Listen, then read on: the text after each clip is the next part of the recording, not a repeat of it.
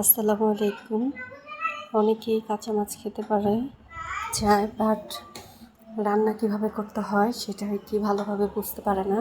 তো সেই কাঁচা মাছেরই আজকে একটা ভিডিও নিয়ে আসছি। এটা হচ্ছে পাঙ্গাস মাছ দিয়ে কুমড়ো। তো এখানে পেঁয়াজ, মরিচ আর তেল দিয়ে আমি পেঁয়াজটাকে লাল লাল করে ভেজে নিয়েছি। এরপরে প্রত্যেকটা মশলা এখানে আমি গুঁড়ো মরিচ ব্যবহার করতেছি। এটা আমার মাছ আর কুমড়ো একটু বেশি দেখে আমি সব কিছু একটু বেশি পরিমাণে দিয়েছি। একটু বেশি বলতে অত বেশি না, আমরা মানুষ যে কয়জন সেই পিসি 5 পিস মাছ দিয়েছি, তো সেই অনুসারে সকল মশলা দিয়েছি। দেখেন হলুদ দিলাম,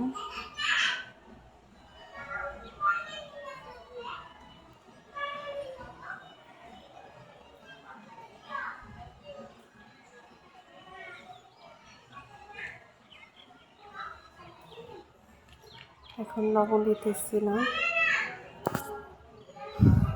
পরিমাণ মতো আপনারা লবণ দেবেন। এখানে সব কিছুই পরিমাণ মতো দিবেন, বাট মশলাটাকে আগে কষিয়ে নেবেন, তাহলে মাছের যে একটা পাঙ্গাস মাছের যে গন্ধ সেটা আসবে না। আর অবশ্যই আমি যখন পাঙ্গাস মাছটা রান্না করি একটু হাফ বয়েল পানিতে ওটাকে একটু ভালো করে ধুয়ে নিই, যাতে যেন গন্ধ না আসে। লেবু দিয়ে আপনারাও চেষ্টা করবেন সেটা আমি অফলাইনে করেছি, বাট এখানে দেখাই নেই। এখানে আমার সব মশলা দেওয়ার পরে এরকমের যে মশলাটা যখন ভাজা ভাজা হয়ে আসবে তখন আমি দিয়ে দিলাম পাঙ্গাস মাছ। এটাকে আমরা এখন কষাবো। এখানে ভিডিওতে তার সব দেখানো সম্ভব হয় না, যতটুকু দেখানো সম্ভব হয় আমরা ততটুকুই দেখাই। তো দেখেন এখানে কিন্তু পানি ছিল না, আমি অফলাইনে একটু পানি দিয়েছি যাতে যেন মাছটা ভালোভাবে কষাতে পারি। তো এখানে মাছটা কষানো হচ্ছে। আর যখন মাছটা কষাবেন অবশ্যই চিন্তা করবেন যে একটু টাইম নিয়ে কষানো, 5-6 মিনিট এখানে আর কি ভালোভাবে কষাবেন আর কি। এটাকে বারবার নেড়ে চেড়ে আর কি এই পিঠ থেকে ও পিঠ ভালোভাবে করে নেবেন, যাতে যেন আর কি দুই পাশে মশলাটা ভালোভাবে ঢুকে। এই দেখেন আমি কয়েকবারই এটাকে উল্টে পাল্টে দিচ্ছি।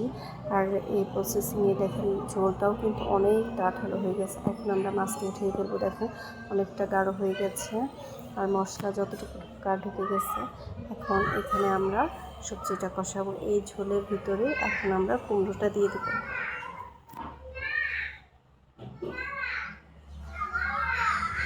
এখন কুমড়োটাকে ভালোভাবে কষিয়ে নিব। এটার মধ্যে এখানে কোনো ঝোল পানি টানি কিছু ইউজ করব না, শুধু এই মশলাটুকুর মধ্যেই আমরা এটাকে কষিয়ে নিব ভালোভাবে।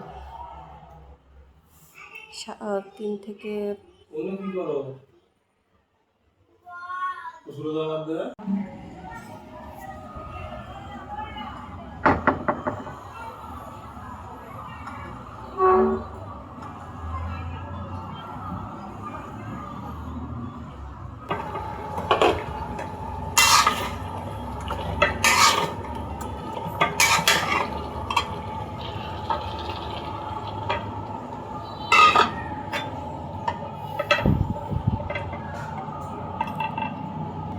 ঢেলে একটু ঝোল দিয়েছি, কারণ কুমড়ার তরকারিতে অবশ্যই ঝোল উঠে। এখানে আমি বাড়তি কোনো ঝোল ইউজ করি, অল্প একটু ঝোল ইউজ করেছি। দেখুন মাছটা দিয়ে দিলাম।